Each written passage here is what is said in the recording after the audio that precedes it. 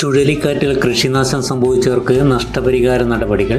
This news is brought you by Padinjath golden diamonds, Cherupuzha, Alakode, Padiyotchal. ചെറുപുഴയിൽ കഴിഞ്ഞ ദിവസം പൊടുന്നനെയുണ്ടായ ചുഴലിക്കാറ്റ് ചെറുപുഴ ബാലവാടി റോഡിനും പരിസര പ്രദേശങ്ങളിലും വ്യാപകമായ കാർഷിക നഷ്ടമാണ് ഉണ്ടാക്കിയത്. സെൻറ് ജോസഫ് സ്കൂളിന് സമീപത്ത് തെങ്ങ്, കമുക്, റബ്ബർ, തേക്ക് എന്നിവയാണ് നശിച്ചത്. പ്രദേശത്തെ AV ഗോപാലകൃഷ്ണ മാസ്റ്ററുടെ വീടിന് മുന്നിലത്തെ തെങ്ങ് ചുഴലിക്കാറ്റിൽ വട്ടമൊടിഞ്ഞു വീണു. കമുകും വാഴയും കാറ്റിൽ നശിച്ചു. ഇതുവരെ ഇങ്ങനെയൊരു സ്ഥിതി ഉണ്ടായിട്ടില്ലെന്നും കാറ്റ് ഏറെ ഭീകരാവസ്ഥയിലായിരുന്നുവെന്നും ഗോപാലകൃഷ്ണൻ മാസ്റ്റർ പറഞ്ഞു. അന്ന് വൈകുന്നേരമാണ് ആ ശക്തമായ കാറ്റുണ്ടായത്. ഏകദേശം ഒരു 4 മണിയോടെ ആയിരുന്നു. അപ്പോൾ ചെറുപുഴ ഈ ഭാഗത്ത് ഇത്രയും ശക്തിയിൽ ആ കൊടുങ്കാറ്റ് ഇതുവരെ ഉണ്ടായിട്ടില്ല.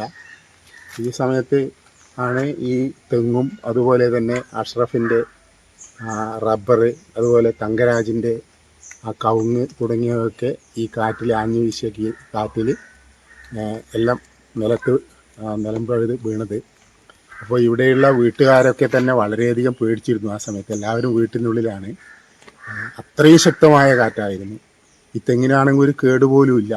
നല്ല ശക്തമായ ആ തടിയുള്ള ആ തെങ്ങ് തന്നെ ഇങ്ങനെ ഈ ചുഴലിക്കാറ്റിൽ വീണത് നമുക്കൊരു അത്ഭുതം തോന്നുന്നു. എന്തോ ഭാഗ്യത്തിന് നമ്മുടെ വീട്ടിന് മേലെയോ അല്ലെങ്കിൽ അയൽവക്കക്കാരുടെ വീട്ടിന് മേലെയോ വീഴാത്തത് ഈശ്വര കടാക്ഷം എന്നേ പറയേണ്ടത്. വളരെ ശക്തമായ കാറ്റായതുകൊണ്ട് തന്നെ അത് ഈ ഭാഗത്തുള്ളവരൊക്കെ തന്നെ ഒരു ഭയപ്പെടുത്തുന്ന രീതിയിലാണ് ആ കാറ്റ് ഉണ്ടായിരുന്നത്.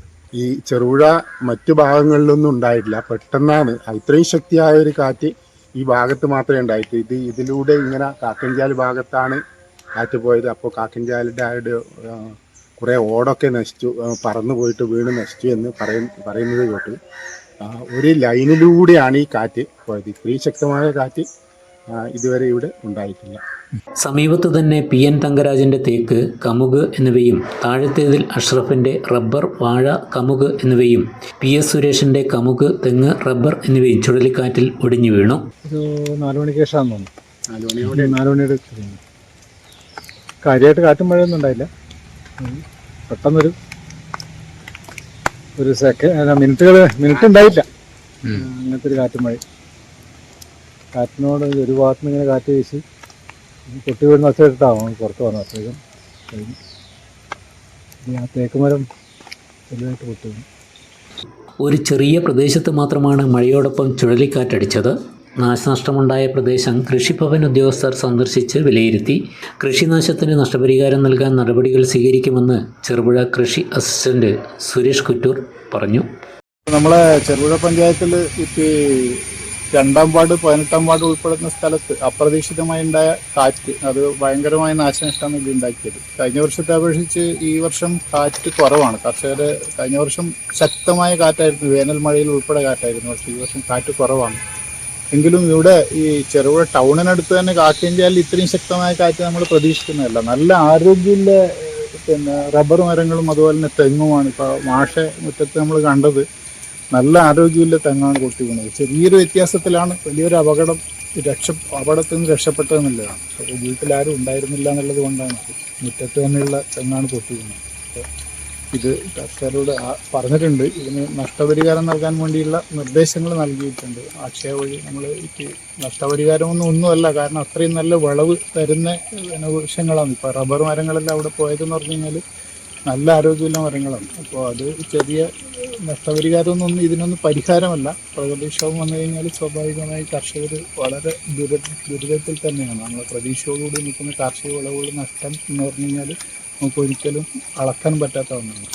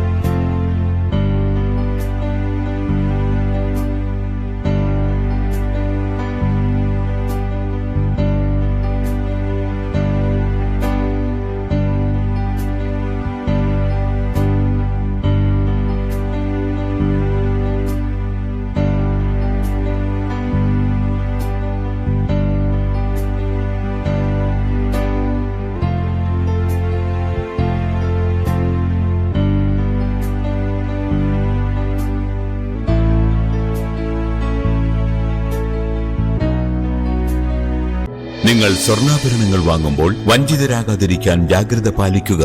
2023 ഏപ്രിൽ 1 മുതൽ സ്വർണ്ണ പരിശുദ്ധി ഉറപ്പുവരുത്തുന്നതിന് കേന്ദ്ര ഗവൺമെന്റ് ആഭരണങ്ങളിൽ HUID നിർബന്ധമാക്കിയിരിക്കുന്നു. 100% ആഭരണങ്ങളും HUID മുദ്ര ചെയ്ത മലയോര മേഖലയിലെ ഒരേയൊരു jewellery Padinjath golden diamonds, Cherupuzha, Alakode, Padiyotchal, wholesale division, Thrissur.